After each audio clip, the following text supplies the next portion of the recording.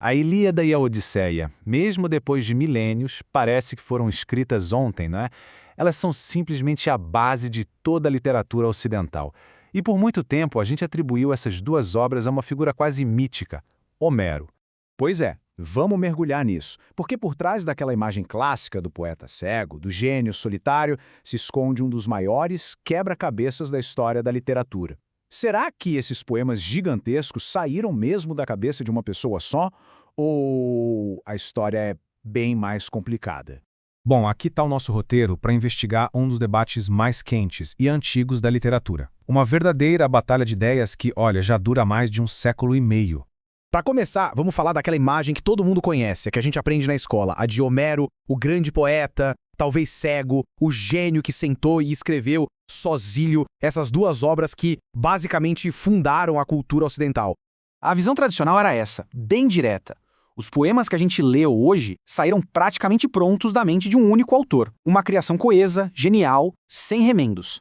Só que, aos 150 anos, os estudiosos começaram a olhar esses textos com uma lupa. E eles encontraram coisas estranhas, inconsistências, mudanças de tom, umas costuras meio aparentes. E foi aí que nasceu a famosa questão homérica. Resumindo, a grande pergunta é esta: a gente está falando de um Homero ou de vários Homeros? Esses poemas são a obra de um gênio só ou o resultado de um longo processo, uma compilação de muitas vozes e tradições? E olha que essa pulga atrás da orelha não é de hoje. Já na antiguidade tinha um pessoal, os corizontes, que desconfiavam. Mas foi no século XIX que o debate pegou fogo de verdade. E de lá para cá, cada geração de estudiosos veio com novas ferramentas para tentar resolver esse mistério.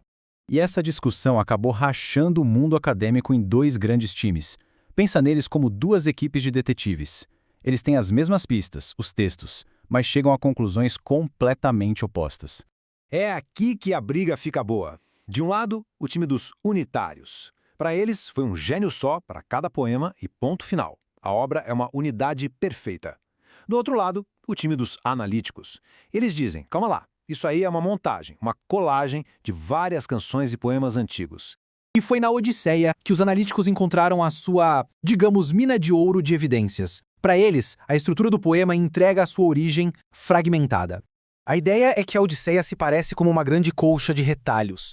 Sabe, a história do herói que volta para casa é fantástica, claro, mas o jeito que ela é montada tem umas costuras meio óbvias, umas repetições, umas coisas que simplesmente não batem. Um estudioso chamado Edward Schwartz foi tão fundo nisso que ele basicamente fez uma engenharia reversa do poema. Ele propôs que a Odisseia foi montada a partir de pelo menos 3 ou 4 fontes diferentes que ele até nomeou com letras, quase como se fosse um quebra-cabeça literário. E quais são as provas? Bom, por exemplo, porque tem duas cenas super importantes em que Odisseu é reconhecido, uma pela cicatriz e outra pelo segredo da cama. E o disfarce dele, que uma hora parece mágica dos deuses e em outra é só o efeito do tempo. Para os analíticos, a resposta é clara. Um editor juntou versões diferentes da mesma história e algumas pontas ficaram soltas. Ah, mas aí a gente vira a página e vai para Ilíada. E aqui, meu amigo, a conversa é outra. O campo de batalha muda completamente. A defesa dos unitários aqui é fortíssima. Eles dizem, ok, a gente sabe que o poeta usou material que já existia, lendas, mitos, canções de guerra. Mas foi um gênio que pegou tudo isso e construiu algo novo, com um plano, com uma arquitetura impecável. E essa citação resume perfeitamente a ideia. Homero não teria sido um simples juntador de cacos. Não, ele foi um arquiteto. Ele pegou os tijolos da tradição e com eles ergueu uma catedral. E qual é o cimento que une essa catedral? O foco absoluto do poema. Diferente da Odisseia, que é uma viagem com vários desvios, a Ilíada tem um eixo central poderosíssimo.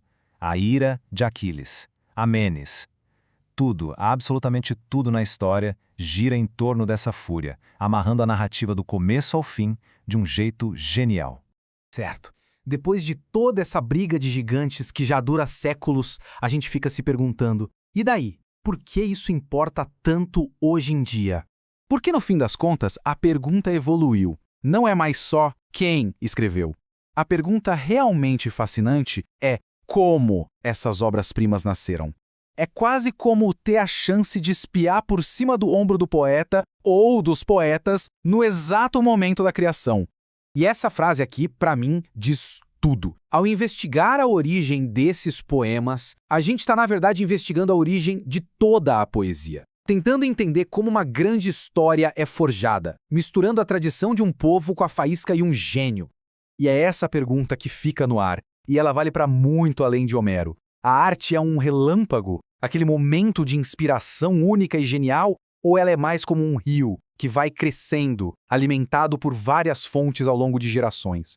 A resposta, bom, talvez a magia da Ilíada e na Odisseia esteja justamente em serem as duas coisas ao mesmo tempo.